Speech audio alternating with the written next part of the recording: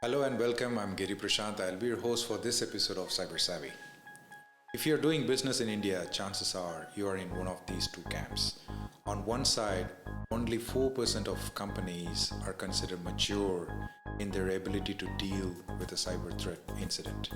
Whereas on the other, about 73% of Indian companies believe a cybersecurity incident could disrupt their business within the next 24 months.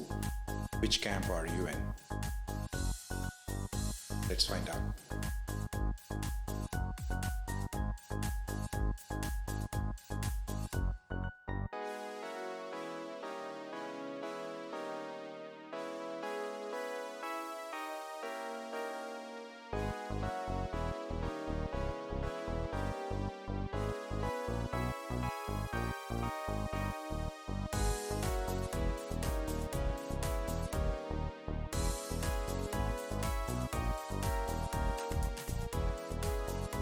Last year in early March, news came out of a data leak at Latitude Finance, the biggest non banking consumer credit lender in Australia and New Zealand. It came at a time when the world is still recovering from the pandemic and the economic shock that followed it. Thousands of small businesses and millions of consumers, retail consumers, use their GEM Visa cards and Q cards on a daily basis. It's later found the data leak actually happened through a back-end infrastructure provider whose credentials got compromised, and about 14 million personally identifiable information like name, phone number, address, email, driving license number, passport number, and so on got exposed. Following the breach, the company has spent about $76 million, that's 418 crore rupees, fixing up the damage and further remediation. Similar to this case, just months prior, Medibank, a health insurance provider in Australia, got hit by a ransomware orchestrated by a well-known Russian ransomware group. They demanded $10 million in ransom. Medibank didn't pay that money, and eventually the data got released in the dark web. So far, there are no known identity fraud cases that can be directly linked to this data breach. However, the damage and the mess that it created and the remediation, how much Medibank spent on it is anyone's guess. Some estimates put it around 150 to $200 million. In both these cases, the remediation and cleanup is quite messy.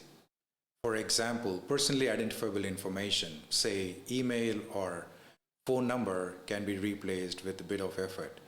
But things like changing your name, your driving license number, passport number, all that is time consuming and expensive.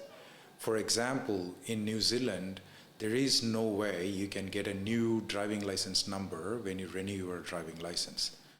So Medibank worked with NZTA Wakakatahi, and they created a whole new process to issue new number for consumers who are affected by this data breach.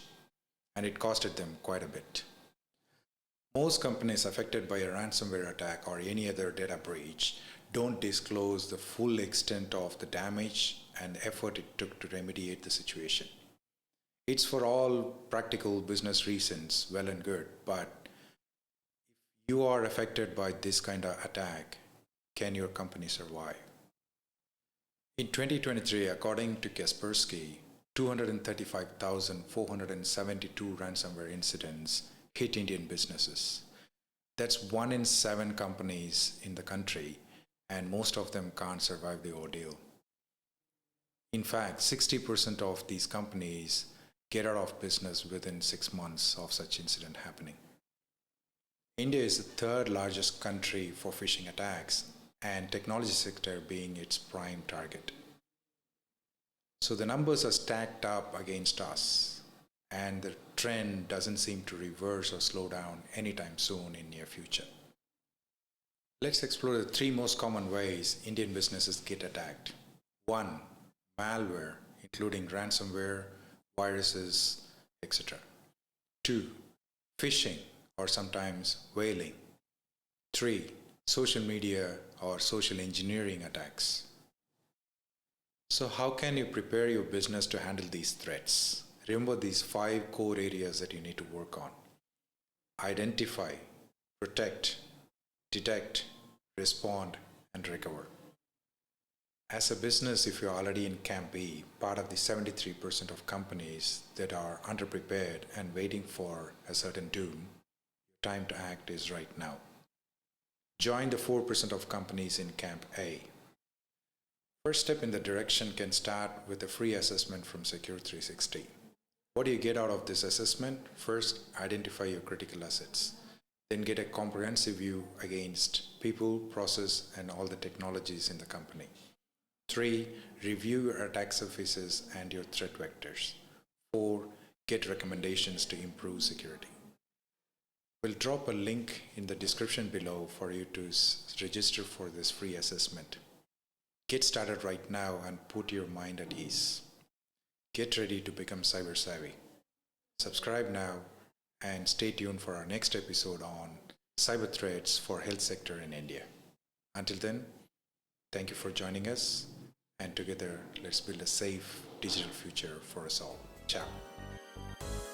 Thank you for tuning into this episode of Cyber Savvy. We hope you found our discussion insightful and valuable. Stay one step ahead in the cyber world by subscribing to our podcast and never miss an update. Don't forget to share this show with your friends, family, and colleagues so we can collectively build a safer digital community. If you have any cybersecurity topic you'd like us to cover or have a question, feel free to reach out to us on hello@getsecure360.com. Until next time, stay cyber savvy and stay safe.